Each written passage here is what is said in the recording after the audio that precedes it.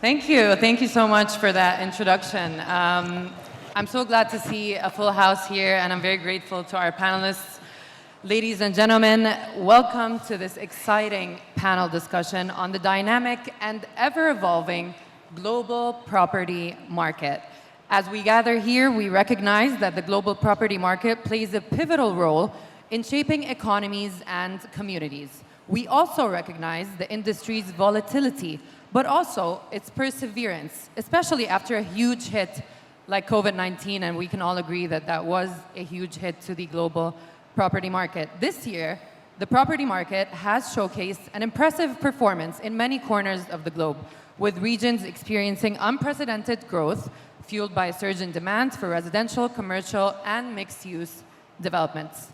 Experts also expect that the real estate market worldwide will reach a staggering value of over $727 trillion by 2029. These are just some of the things that we will be discussing in this exciting panel discussion, and I'm going to jump right in with Isabel here. So the number that I've just mentioned is truly an impressive one, but many analysts are predicting that there will be a correction happening very soon to the market. So do you believe on a global level that the property market will see this correction happening soon, and when do you predict this happening? Good morning. I think, in fact, the correction took place. If I look at the US, we have seen values dropping for offices probably close to 40%. And even the other asset classes that are more resilient have also experienced significant adjustment. Residential, but also logistic. And it's also the case in Europe. Europe was probably ahead when talking about corrections. Office markets have corrected, not as dramatically as in the US, but because you have less oversupply, but we are in excess of 20% correction. And same, industrial have corrected by probably 20%. Residential being more resilient, we are probably a little bit in excess of 10%, but nevertheless, correction has taken place. So the big question is more, have we reached the bottom? And will we see the market restarting in the course of 2025? I think that's what we expect, and maybe this will allow us to reach the big numbers you have just mentioned. But the question is more, have we reached the bottom? Probably yes. Of course, there is always nuances depending on the sub-asset class, but I think that's where we are. Very interesting, Isabel, and I think it truly makes sense because during COVID, we really hit a rock bottom. So it cannot keep soaring up, let's say. Bruno, I wanted to move to you. And Bruno, ladies and gentlemen, is the founder of the Smart City Index. At CNN, we personally love this index. All of our audience, everybody sees it. They try to look for their city, their country, see where it's at in that listing. So the ranking is characterized by a high degree of stability. Abu Dhabi came in at number 10. Dubai came in at number 12. And there were several European cities as well as Asian. Can you tell us about the metrics that you use to choose smart cities for the index? And what do you look for in the top 10 cities? Yes, thank you. Good morning, everybody. The Smart City Index has been in existence for 5 years now. So we start to have time series and look at trends. And trends matter more than instant snaps that the index tell us. Being 10th or being 12th doesn't make a big difference. But remaining in the top 10 for 5 years means something. This is what we want to look at. This Smart City Index is actually part of a bigger family that I've been developing for the last 25 years with the Global Index on Technology, the Global Index on Innovation, the one on Talent, and later on the Future Readiness Index. And the City Index has a very special role in that family because, and this is where I come to your point about the metrics, it is entirely based on surveys. The other 4 are based on hard data.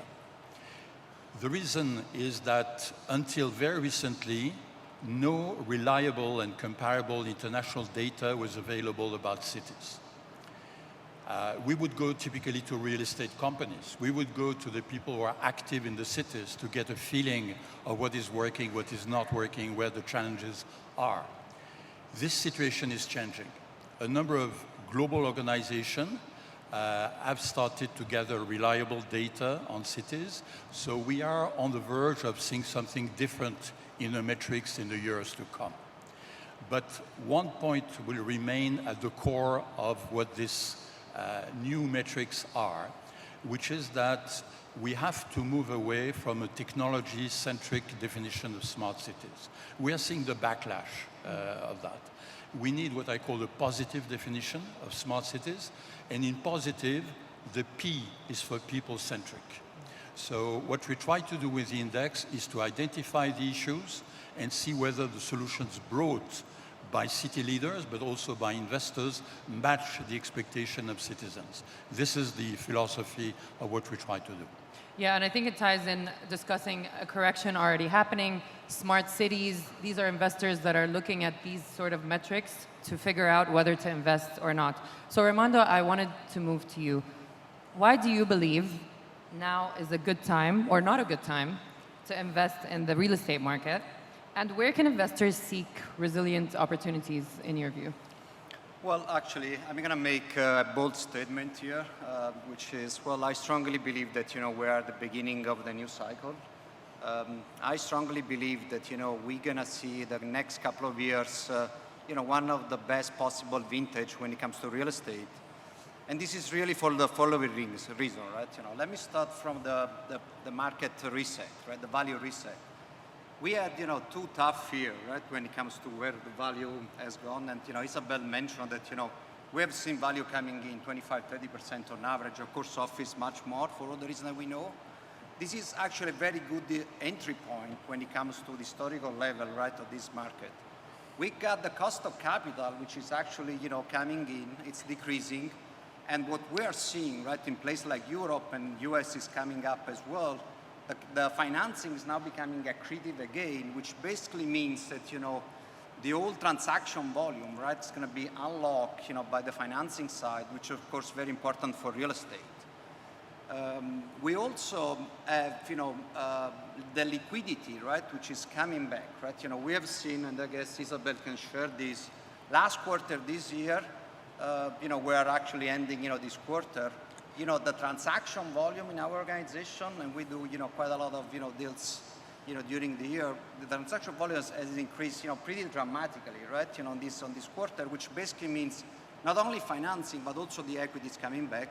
And last but not least, which is a very important point, the market fundamentals, I would say with the exception of the office sector, depending where you are in the office sector, the market fundamentals are very strong. Demand and supply are in check. You got this major force which are driving a secular demand story, demographic, digitalization, which are really creating an environment whereby, to the question, are you going to make money into this new cycle, right? This is not going to be a cap rate compression story as we have seen in the previous cycle, i.e. capital appreciation driven by, the cost of capital coming in. This is going to be an income story.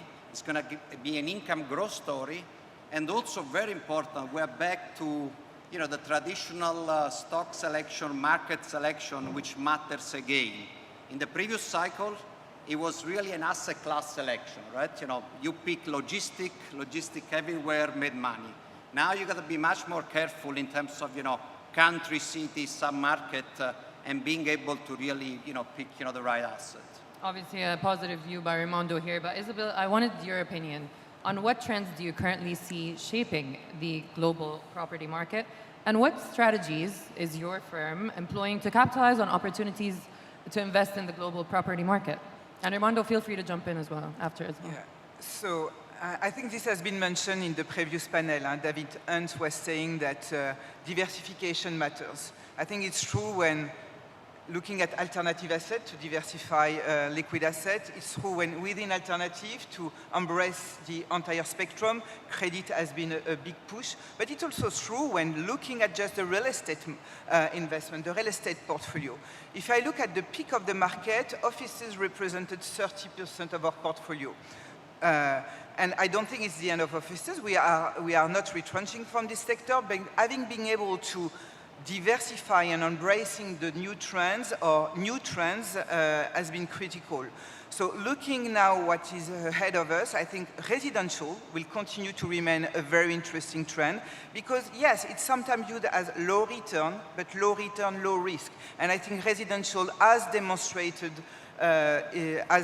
demonstrated what he was promising. So this very resilient cash flow, capability to generate a very good income. Within the residential sector, you have some subsectors that are also very interesting, like student accommodation. This is one of our strong bets, and it will continue to be one. Logistic, yes, I agree that it has been one of the big trends. It will continue to be one, notably in Europe, where there is still some undersupply, but we will have to be diligent on and cherry picking. But you have also other trends that continue to be there. Data center have been a very big one. We have diversified in data center. We've sold our data center platform last year, generating very big returns. And I think that when looking at this, well, I think one of the new trends is that real estate is becoming more and more infrastructure, is becoming more and more private equity. So at the end, the lines are blurring between those sub-asset classes. I think that's something that will, looking at it, leveraging on this will be a way to generate more return. And yes, being able not to just have pure real estate, but operated real estate where we can unlock this growth potential and this cash flow. Yeah, very interesting opinion indeed. Now, we've spoken about opportunities and trends, but I want to speak about the challenges as well. And Bruno, I wanted to ask you, taking a global view as we have been, what key challenges do you see for real estate, let's say in the next 5 to 10 years, in your opinion? The economists are very good at explaining in 5 years the mistakes they made 2 years before. So I try, like Raimundo, to be bold here. I see 3 major trends that are going definitely to affect the real estate market. The first one is demography. Clearly, by 2050, so a little beyond this 5-year horizon, we are going to see 80% of the world population living in cities. This means 3 more billion people to be accommodated in cities. What is the kind of residential working spaces that you're going to need for that? City leaders are trying to think in terms of mixed environment, shared spaces, creating innovation hubs, for instance, which have immediate consequences on design, on urban policies, but also on mobility, with a great and important real estate component. That's the first trend, demography. The second one is about geopolitical uncertainties. We see a collapse of multilateral disciplines. We see a rise in protectionism under different names. You hear nearshoring, friendshoring. These are just code names for protectionism. The consequences for that would be lower collective growth rates, but also lower mobility of a certain number of factors of production. And this has direct implication on what kind of assets you want to maintain at a particular point of your geography. And the movement right now is one in which a large number of companies and investors want to move away from physical assets to maintain their ability to be mobile in this uncertain environment. I see an implication of that, which relates to the point that both my fellow panelists were just making in terms of how do you want to segment your own market. And I believe, but I may be wrong, and I would be like to hear your points of views on the fact that real estate, like other industries, may start thinking less and less in terms of national territories and operating spaces, and more on local policies and conditions, fiscal dimension being one of them. And the third trend has to do with technology. There's a lot of talk and excitement around AI. As they say in Texas, I believe that you ain't seen nothing yet, and that the real revolution will come when quantum computing and AI meet. And this will have immediate consequences on financial instruments, in particular cryptocurrencies. Yeah. It will have major consequences on de-dollarization of the economy. And this, indeed, will become part of the real estate equation. This, for me, demography, uncertainty, and technology are the key trends. Yeah, I'm glad you touched upon AI, Raimondo. I was gonna come to you on that. AI is a very important part of our topic. And Raimondo actually has done a PhD in AI over 30 years ago, 30 years ago, yeah. focused on the contribution of AI to real estate innovation. So that's very impressive.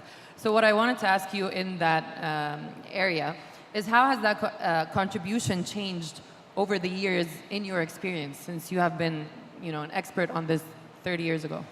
Well, actually, thank you for asking this. I mean, it makes me going back to 30 years ago when I had, less gray hair, I guess, which was a nice time. So I guess, the best way to start with is, I perfectly remember, some sort of endless discussion, with, my friends at Harvard University, where, we were really comparing, the parametric model, right, regression model with the non-parametric model, which is the neural network. And the room was divided, right? I'm talking about 30 years ago, real estate was very unsophisticated asset class. We're still unsophisticated to some extent. So that was, the room was divided, half of the room was like, I got, the story when it comes to the power of this non-parametric model, but of course, I don't buy into, the fact that, there is not enough data which can be used for this. And the other room, they did not believe that, this is gonna be applicable, right, to a real asset class. So there was, there was the story there. Fast forwarding 30 years later, there are two major changes which everyone understands. First of all, we have an availability of data, which is, enormous, I would say. We have quality of data, right, in many cases. And of course, we have much more computational power. You can run neural network with billions of parameters, right? And interesting enough, when you look at the algorithm, right, which is behind all these, big model, LLM, et cetera, the nature of this algorithm is not really changed dramatically. It's really, the data and of course the computational power. We as a PGIM, we're investing into this. We launched our innovation lab a year ago. We're building an ecosystem of partnership, university, tech companies, because we strongly believe that, the direction of travel is the following. And it's a very easy way to understand how this is going to generate value in the real estate. First of all, as Isabel was mentioning, real estate is becoming an operating asset class.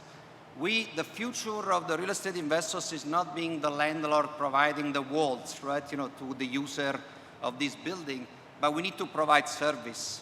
And you can easily imagine that, in this operational story, data-driven, right, algorithm, that can create value, which for us means improving operational efficiency, improving NOI, improving value. Easy value proposition. Another value proposition is really connected to the decarbonization story, right? We pretty much understand that, the direction of travel is set. Decarbonization for real estate, for the most part, means we're gonna have, buildings which are gonna be much more efficient, energy efficient. What that means for the real estate, again, better NOI story, better value. So there is an immediate translation, right, on why this tech-enabled, right, real estate will drive, value, and that's why we're very much interested, and that's why actually we launched our innovation lab. And speaking of tech innovation and blurring the lines, as you mentioned, Isabel, AXA IM sold Data4. It's one of Europe's largest data center platforms last year. Why did your company decide to invest in it in the first place, and how did it benefit the different assets under your management? We decided to invest a long time ago, close to 10 years ago, because we saw this trend, the need for more data, and now that is exploding with artificial intelligence. And and we have leveraged on our combined expertise on both infrastructure, understanding power, and understanding also development, because this is a platform we have grown significantly. But we also took advantage of the very attractive pricing we have been able to catch and generating very high returns. So I think that's what is ahead of us, identifying those trends, but also being able to crystallize value when the opportunity is coming.